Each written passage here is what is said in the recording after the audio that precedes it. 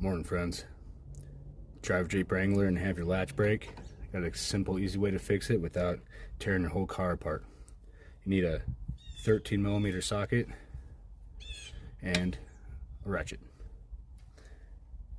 You take it, pointy side forward, drop it in, turn.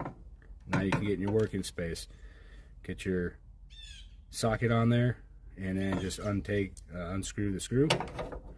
Take it out, take your whole piece out, swap out the new one, hand start it,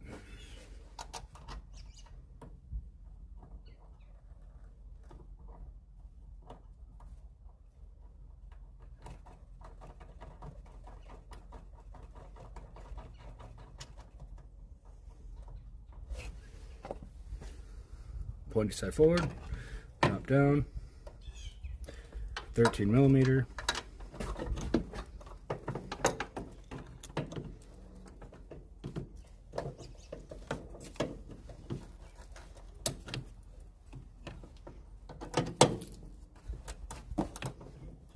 and go until it's tight.